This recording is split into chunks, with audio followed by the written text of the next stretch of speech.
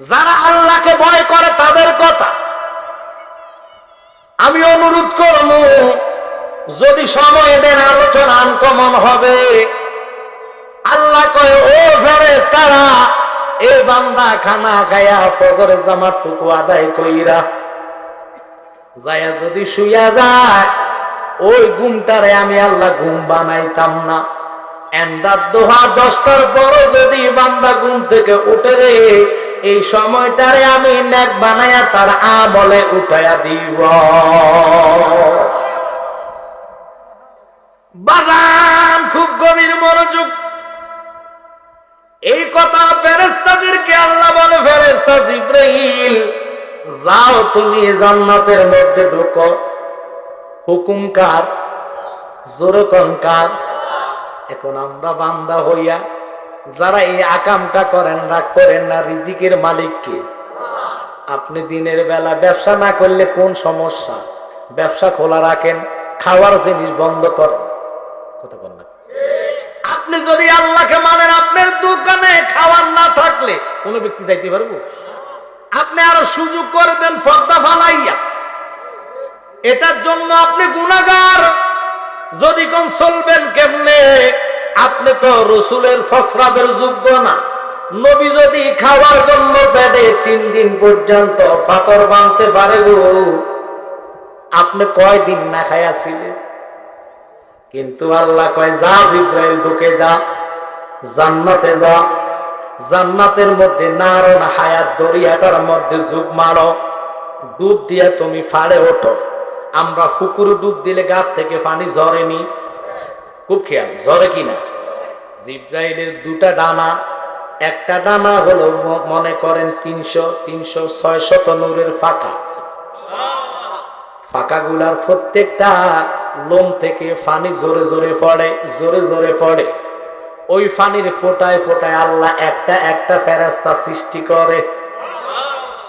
ফেরেশতাগুলো সৃষ্টি হয়ে সিজদায় পড়ে যায়। আল্লাহু আকবার। সিজদায় পড়ার পরে ওই ফেরেশতাদেরকে সিজদার মধ্যে আল্লাহ ফেরেশতারা কয়, আল্লাহ তুমি মাফ করো, আল্লাহ তুমি মাফ করো। বলুন তো গুনাহ মাফের মালিক কে? আল্লাহ গুনাহ মাফ দিতে পারেনি? তো আমরা বান্দারা শুনে নেন, ওই ফেরেশতা কয় মাফ করো, আল্লাহ কয় মাত্র তোরে বানাইলাম, সৃষ্টি করলাম, তোর তো গুনাহ নাই, সিজদা কুদরতি কদমে দিলা, এখন কি তুমি মাফ চাও আমার কাছে? ফেরেশতা সিজদার মধ্যে ডাল দিয়া কয়, মাবুদ, যারা মাহে রমাদানে সেহরি খেয়ে ফজর আদায় করে, অনেকে দেখবেন কোরআন তেলাওয়াতে বসে যায়। ও আল্লাহ, ওই সমস্ত বান্দারা, এদের যতক্ষণ জীবনের গুনাহ তুমি মাওলা মাফ না করবা, আমরা ফেরেশতারা সিজদা দিলাম জমিন থেকে মাথা উঠাইতাম না।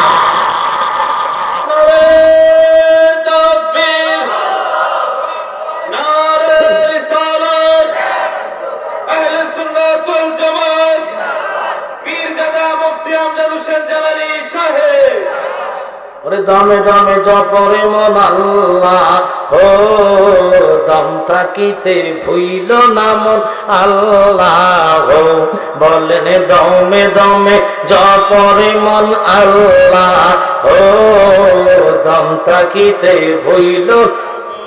সবাই বলেন, ওরে আল্লাহ আমার সঙ্গে আছে, আল্লাহ আমায় দেখিতেছে। বিশ্বাস হয় কিনা?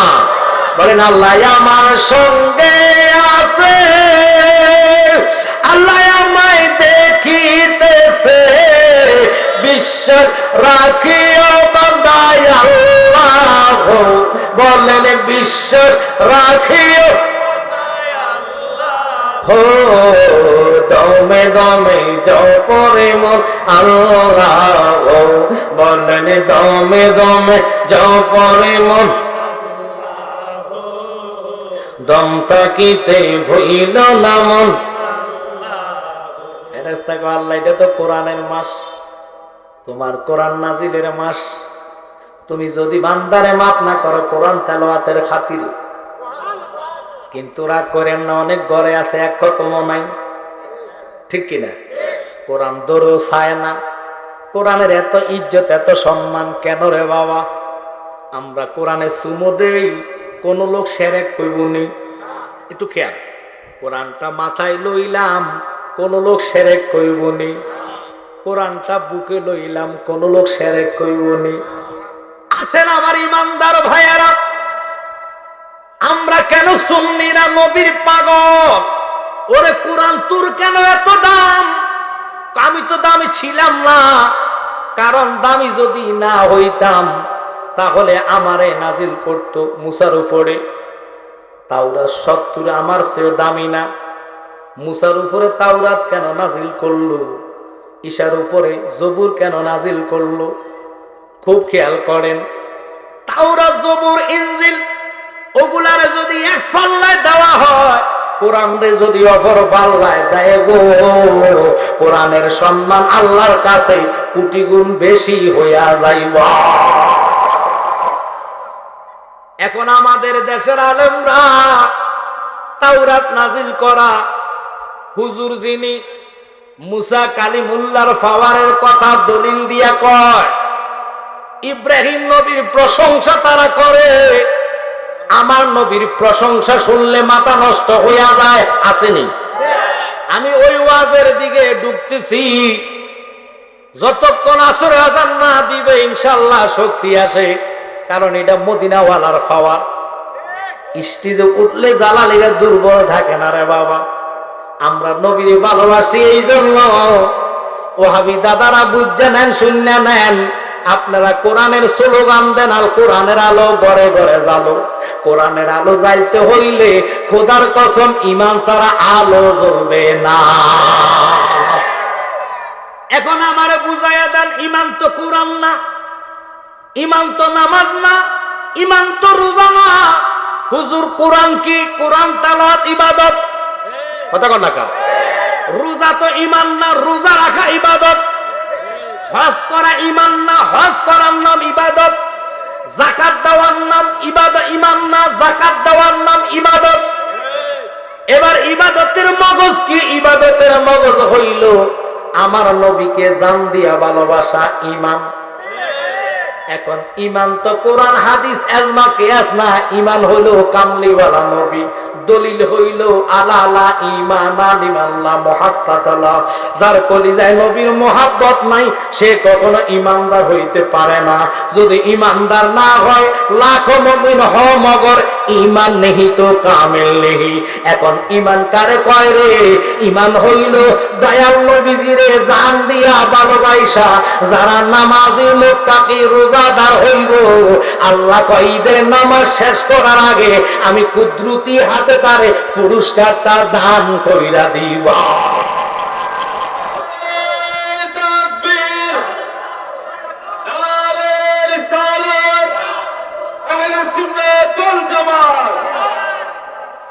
আমরা দেশের মুরব্বীরা, আপনারা তো মনে করেন টেলিভিশনের হুজুর দেখলে ওনার মতন দলিল আর কে পারে?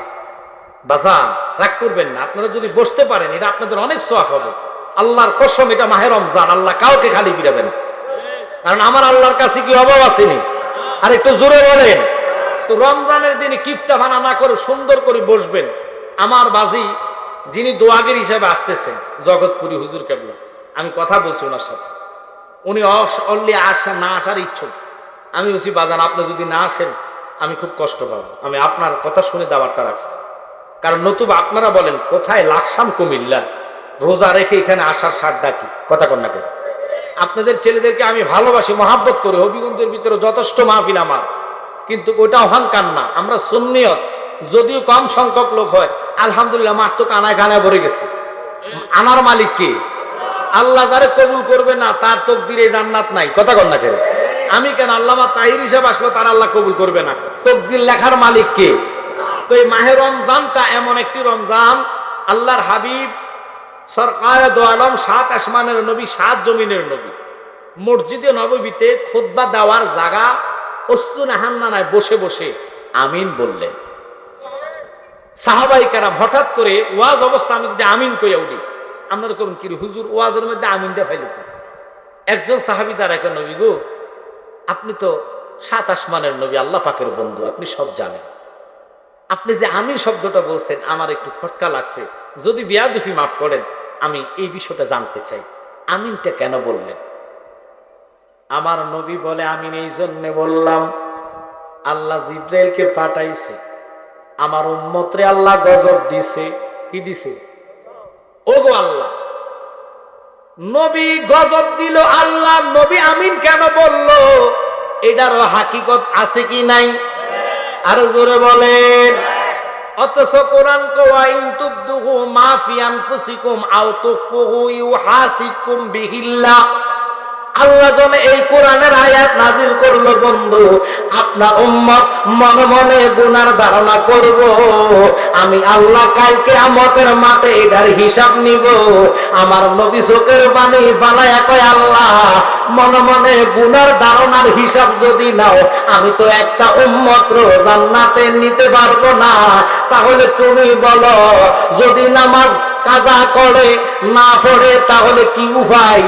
মনের গুনার ধারণার গুনাহ যদি এত হয়, আমার আল্লাহর কথাটা শুননা নবী যখন প্রশ্ন করলেন, আমার উম্মতের মনের গুনার ধারণার হিসাব নিবা, নামাজ যদি না পড়ে তাহলে তুমি কি করবা?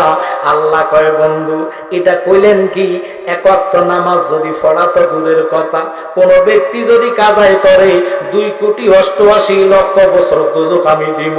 আমার নবী বসা গেছে দাঁড়ানো থেকে, আল্লাহ তোমার নাম না রহমান, এত বড় বোঝা তুমি আমার বাম উম্মতের উপরে চাপায়া দিও না।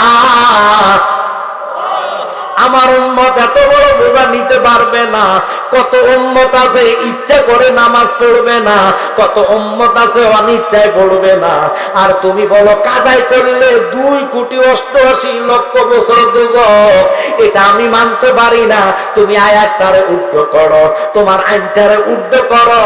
আল্লাহ কয়, করছি তো করছি, আমার আইন উদ্ধ করার মতো পৃথিবীতে কেউ আসেনি, আসেনি, আসেনি।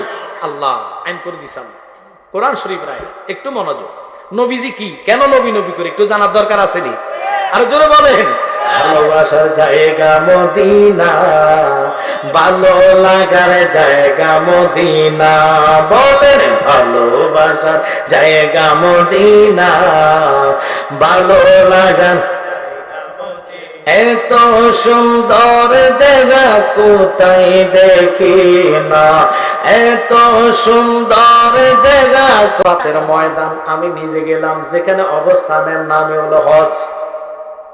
এই হজের দিনে রাহমাতাল লিল আলামিন নবী 2 লক্ষ সাহাবীদেরকে নিয়ে নামাজ ছেড়ে দিচ্ছে, মাগরিবের নামাজ। আল্লাহ কইছে কাজা করলে 2,88,00,000 বছর দোজখ। এখন নবী 2 লক্ষ সাহাবীদেরকে নিয়ে কইছে, জাফরতার না, আমার উম্মত যেহেতু দোজখে যাবে, আমি থেকে লাভ কি, আমারও দোজখ দিয়ে দাও। এখন আল্লাহ কই যাইবা? বন্ধু যদি দোজখে যাইব, তুমি মাওলা থাকবা কোথায়? আল্লাহ পাক না। এখন আল্লাহ নরম হইতেছে, এই জন্য আমরা কই কিছু কিছু মানুষের দুর্বল জায়গা দিলে শেষ। কথা কম না। আপনি বলেন আমার আল্লাহ জগৎ সৃষ্টি করেছেন, উসিলাটা কার? জোরে নবীজির। আল্লাহ না, আল্লাহর উসিলা বুঝি আল্লাহ সৃষ্টি করছে, উসিলা নবী। ওরে কার উসিলা পয়দা হইলা, যার উসিলা পয়দা হইলা, তারে কেন ছিলা না? নূরে নবী শুইয়া আছে সোনার মদিনা, মদিনা, নূরের নবী শুইয়া আছে সোনার মদিনা। আল্লাহু আকবার। আমার নবী ইচ্ছা কইরা নামাজ ছাইরা দিছে। যতগুলা হাজী সাহেব আছেন এখানে একজন থাকলো হাত তোলা দিবেন, আছেন এরকম হাজী সাহেব? মাশাআল্লাহ একজন পাইছি। মক্কা শরীফ দেখবেন গেলে হজের দিনে মাগরিব সারি দিতে হয়, না চাইলে হজ বাতিল। কারণ নবীর কর্ম উম্মতের জন্য ধর্ম বানিয়েছেন কে? এবার আল্লাহ কয়, বন্ধু আল্লাহ হলো এক, লা শারিকা লাহু, যার সাথে কোনো শরীক, জোরে জোরে কর, যার সাথে কোনো শরীক নাই। একের পরে কত? একের পরে কত? 2 হইল আমার নবী, 2 এর সাথে 1 আছে, 1 এর সাথে 2 নাই। 2 টাকা লইয়া যদি আপনি মনে মুরিয়ক বাজারে যান, এক লগে আছে কি নাই? কথা কন না, কারণ এক ছাড়া দুই হইতে পারে। খুব খেয়াল, আগে কত? এক, এরপরে কত? তো দুইয়ের সাথে এক আছে, একের সাথে কি দুই আছে? আমি বুঝাইয়া দিচ্ছি, আল্লাহর সাথে কারো শরীক নাই, নবীর সাথে আল্লাহ আছে। এখন নবী যদি দোজখে যায়, তুমি খোদা থাকবা গো কোথায়? আল্লাহু আকবার কোন। আল্লাহ কয়, বন্ধু আমি আইন করেছি, আপনি দরখাস্ত করেন, কোরআনের আয়াত থাকবে, আইনটা উদ্ধ করলাম। আপনার উম্মতেরা হজ করতে আইসা মাগরিবের নামাজ ইচ্ছা করে ছাড়া লাগবে না, আপনার কর্ম। তবে আমি সুযোগ করে দিলাম, মুজদালিফায় যাইয়া এশার নামাজের সাথে মাগরিবটা যদি কাজায় আদায় করে গো, আমি কাজানো আদায়ের সব আমার বান্দার আমলে উঠাইয়া দিব।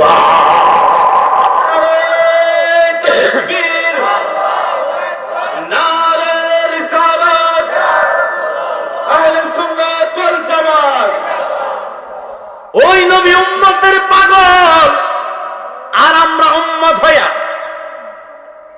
আজান দিয়েছে, এখানে মসজিদ কাছে না দূরে? দূর আছে। আচ্ছা, বাহিরের মাইক তো বক্স গুলা দাও, শুধু বক্স গুলা দাও। আমরা প্রয়োজন এখানে জামাত করব, সমস্যা আছে? আমি ওয়াজটা একটু সামান্য শেষ করি। আপনাদের কি কষ্ট হচ্ছে? কি রাগ করতেছেন? বাহিরে মাইক বন্ধ থাকুক, যাতে ওই ওহাবি সালাফিরা সমালোচনা না করতে পারে। কথা কন না কা? আমি ওখানে কেন গিয়েছি একটু কথা খেয়াল করবেন, যে আল্লাহর হাবিবের সম্মান, আমার নবীজি কি এই মাহে রমজান আমরা পেয়েছি। আল্লাহ দেখেন 10টা দিন রহমত দিয়ে শুরু করেছেন। কোরআনের দলিলের উপর দলিল আছে তো আল্লাহ কোরআনে বলেছেন, ইল্লা রাহমাতাল লিল আলামিন, আমার নবী হলো রহমত। ওই নবীরে ভালোবাসে আল্লাহ নবীকে দিয়ে রহমত শুরু করেছে। সুবহানাল্লাহ কোন। আসেন এবার ফজরের নামাজে যান। ফজরের নামাজ কয় রাকাত?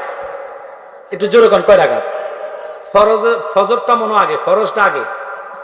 হ্যাঁ হ্যাঁ, এবার বুঝে নেন, আল্লাহ কয় আমার বন্ধুকে দিয়ে আমি শুরু করি, আগে 2 রাকাত সুন্নত পড়বে, এরপরে ফরজ আদায় করলে আমি আল্লাহ ওই বান্দার প্রতি রাজি হব। সুবহানাল্লাহ। তো নবীর প্রতি আল্লাহ কত দুর্বল। আর আমাদের দেশের কিছু লা মাযহাবি সালাফি বেহির হয়ে যারা বলে কি জানেন, যে শবে বরাত বলতে কোনো রাত্র নাই, যারা শবে বরাত মসজিদে থেকে উদযাপন করে তারা যেন বেশ্যাখানায়, বেশ্যার অর্থাৎ খারাপ মহিলার সাথে জিনা করলে ভালো সময় যাবে, মসজিদে যেন যায়। নাউজুবিল্লাহ কন না কন। মসজিদের মতন নিয়ামতপূর্ণ জায়গা আর আছে? জোরে কোন আছে? মসজিদের মতন ফৌত পবিত্র জায়গা আর নাই। তো এই মসজিদের সাথে শবে বরাতের রাত্রকে যারা বেশ্যাখানার সাথে তুলনা দেয়, এরা কি আলেম হতে পারে? আমি কাউকে গালিগালাজ করি না, আমি শুধু চক্ষু খুলে দিচ্ছি আপনাদেরকে বুঝাইবে। বাংলা এই যারা ঢাকা শহর ছেলেরা চাকরি করে, এদেরকে বাংলা চটি বই দিয়ে দিয়ে এই আহলে হাদিসরা সালাফি বানাই ফেলতেছে। কারণ জবনা তো শেষ জবনা। নবী বলেছেন জ্বলন্ত গুলে হাতে রাখা সম্ভব, ইমান রাখা কষ্টকর। ওই জগৎ চলতেছে, কথা বলেন ঠিক কিনা? আমি আপনাদেরকে হাত জোর করে বলবো, যদি আল্লাহ ও রসুলকে মানতে চান, পেতে চান, তাহলে অনুরোধ হবে, এখানে যতগুলা মসজিদ আছে, যারা আছেন এই এলাকার মাথা মুরব্বীরা এবং নেতারা, সর্দাররা কমিটি করবেন, এই এলাকায় যেন সালাফি ঢুকতে না পারে। কথা বলেন। ওরা কেন ঢুকবে? ওরা যদি ঢুকে, ওরা বলবে ডাইরেক্ট জানাজার কোনো দোয়া নাই, জানাজার কোনো নামাজ নাই। ওরা বলবে এই যে লাইলাতুল কদর বললাম না, এত সুন্দর রাত্র, যেই রাত্রের কথা বলেছে 1000 বছর ইবাদত করলে যে সওয়াব, ওই রাত্রে জাগৃত থাকাটাই সওয়াব। আমরা শুধু আমল, তো আমল দূরের কথা, আমল করলে আরো বেশি সওয়াব। 83 বছরের সোয়াবের কথা বলেছি। ও মাগদমা, এই ওয়াজের দিকে গেলে অনেক সময় লাগবে। তো যাক, আমি শর্টকাটের ভিতরে বলতেছি। আমার সাথে যিনি আসছে, ইনি আল্লামা ফির মুফতি গিয়াসউদ্দিন তাহিরি ভাই রুহানি সন্তান। আপনাদের জন্য ওই নাতে মোস্তফার গজলে বনেছে।